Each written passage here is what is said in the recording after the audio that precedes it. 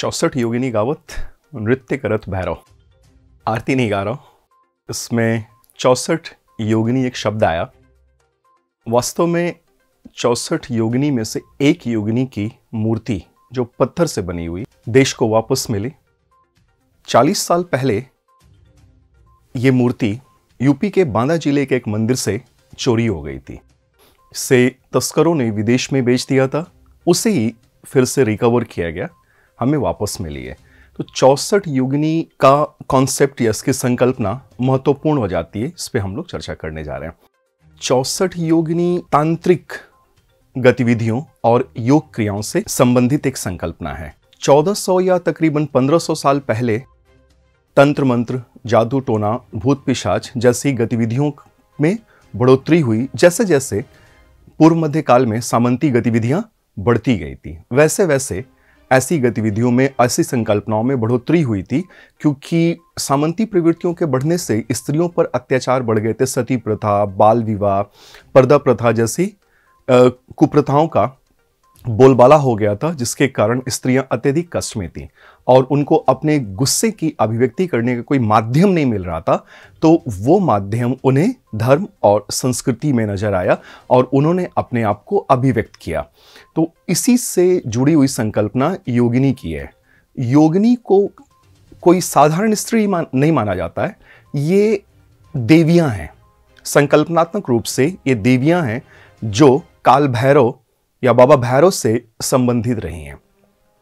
तंत्र क्रिया, योग विद्या इत्यादि विद्याओं को सीखना और ग्रहण करना, शमशान घाट पे रहना, हाथ में नंड मुंड पकड़े रहना, अन्य प्रतीक चिन्हों को धारण करना, ये इनके प्रतीक चिन्ह रहे हैं। गतिविधियां इनकी शमशान घाट से ही संबंधित रही हैं। चिताओं के भस्म को मलना, लेकिन ये सब कुछ संकल्पनात्मक स्तर पे है। सचमुच में योगिनी कोई नहीं है। योगी का फीमेल काउंटर पार्ट या वर्जन योगिनी कहा गया है। इन्हें देवियां ही माना गया है संकल्पनात्मक रूप से, और मूर्तियों के रूप में ढाला गया और इनके लिए समय समय पर मंदिरों का भी निर्माण कराया गया। बड़ी संख्या में मूर्तियां भी बनी हैं। आज से 1000 या 900 साल पहले योगिनियों के लिए मूर्तियों का निर्माण और मंदिरों का निर्माण कराया जाना प्रारंभ किया गया था। इन्हें अक्सर ही समूह में रखा गया, जैसे 64 का समूह, इसीलिए 64 योगिनी कहा जाता है। 64 योगिनियों का मंदिर ओडिशा के कुछ क्षेत्रों में और मध्य भारत जैसे मध्य प्रदेश के कुछ जिलों जैसे कालिंजर, महोबा, खजुराहो इत्यादि में इनके लिए मंदिरों का निर्माण कराया गया।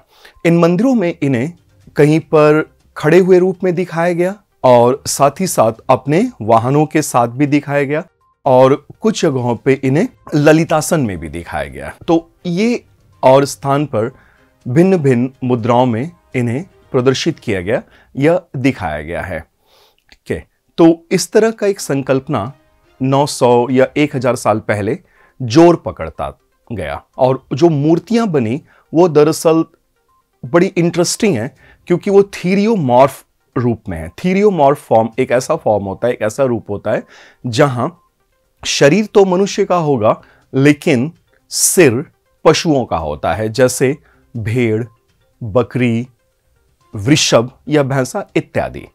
तो इसीलिए ये मूर्तियां बड़ी रुचिकर या इंटरेस्टिंग लगती हैं देखने में, और तस्करी में इनकी बड़ी मांग होती है। विदेशों में इनकी बड़ी मांग रही, इसीलिए मंदिरों से प्रायः ही ये मूर्तियां चोरी कर ली जाती थी। तो अब जो मूर्ति हमें वापस मिली, ये भारतीय संस्कृति के गौरव की पुनर्स्थापना की दिशा में एक महत्वपूर्ण कदम साबित होगा।